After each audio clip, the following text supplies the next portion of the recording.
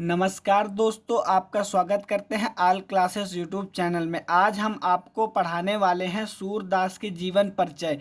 जो पद्य साहित्य में जीवन परिचय सूरदास का है बहुत महत्वपूर्ण है और 2025 में किस पैटर्न पे आपको बोर्ड परीक्षा में लिखना है हम बिल्कुल स्पष्ट रूप से आपको बताएंगे। आपको जीवन परिचय लिखने से पहले ये हेडिंग जरूर डालनी है, संक्षिप्त परिचय, और उसको ऐसे ही डिब्बे में अंडरलाइन कर देना है। संक्षिप्त परिचय में आपको क्या क्या लिखना है पूरी जानकारी आपको देंगे। पहले आपको नाम डालना है सूरदास जी, उसके बाद पिता का नाम रामदास सारस्वत, जन्म नीचे हो गया और जन्म स्थान ऊपर हो गया। जन्म इनका 1478 ईस्वी में, जन्म स्थान रुनकता के दिल्ली में हुआ था।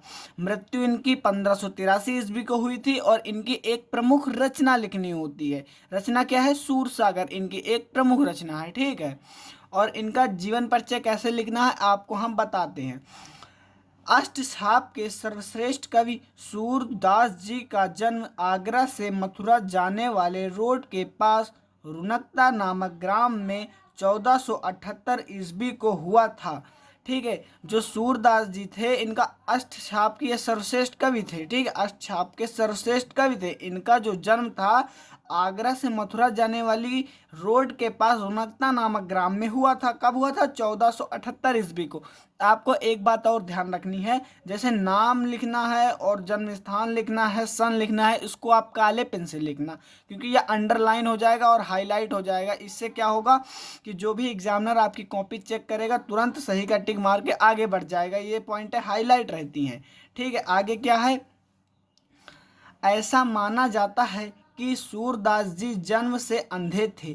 ऐसा माना जाता है कि सूरदास जी जो थे वो जन्म से ही अंधे थे। यह एक गौशाला पर रहते थे। एक बार यह वल्लभाचार्य जी से मिले। यह एक कहाँ रहते थे? यह एक गौशाला में रहते थे। यह एक गौशाला में रहते थे और यह एक बार श्री वल्लभाचार्य जी से मिले और उनको स्वरचित पद गाकर सुनाया। उन्होंने अपने द्वारा जो लिखा था वह एक पद गाकर सुनाया, एक श्लोक गाकर सुनाया। तब वल्लभाचार्य जी ने सूरदास जी को कृष्ण की लीला का गान करने का सुझाव दिया। तब वल्लभाचार्य जी ने क्या किया? उनको कृष्ण की लीला का गान करने का सुझाव दिया कि आप बढ़िया गाते हैं, आप जो है कृष्ण की लीला का गान करें, ठीक है। आगे देखते हैं। सूरदास जी गोवर्धन पर्वत के श्रीनाथ मंदिर में कृष्ण की लीला का गान करने लगे। अब जो था सूरदास जी गोवर्धन पर्वत जो था वहां पर क्या था? एक श्रीनाथ जी का मंदिर था। वहीं पर उन्होंने कृष्ण की लीला का गान करने लगे, ठीक है। वहीं पर कृष्ण की लीला का गान करने लगे। वल्लभाचार्य के पुत्र विट्ठलनाथ जी ने सूर सहित 8 कृष्ण भक्त कवियों का संगठन बनाया।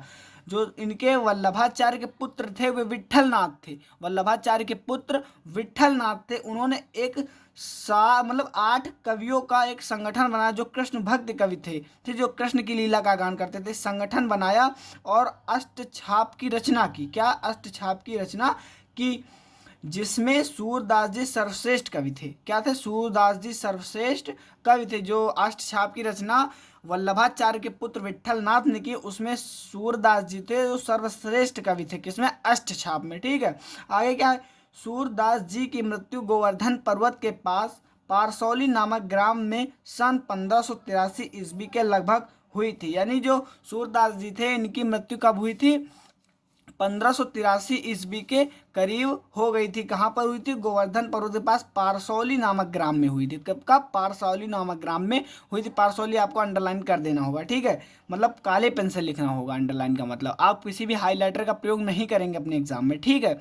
1583 ईस्वी को हो गई थी और उनके साथ एक रचना भी आती है लिखने को, ठीक है। आप यहाँ पर रचना हमने ऊपर भी दिया है और नीचे भी लिख देंगे। रचना क्या है?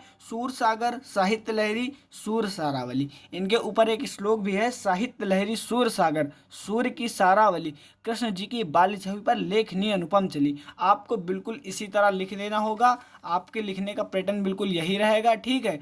आपको पूरे नंबर मिलेंगे, ठीक है। आपके बोर्ड एग्जाम में यह 100% पूछी जाएगी, क्योंकि हर बार पूछी जाती है। बहुत महत्वपूर्ण 7 सेट बनते हैं, 7 में से कम 4 सेट में तो होते ही हैं, ठीक है।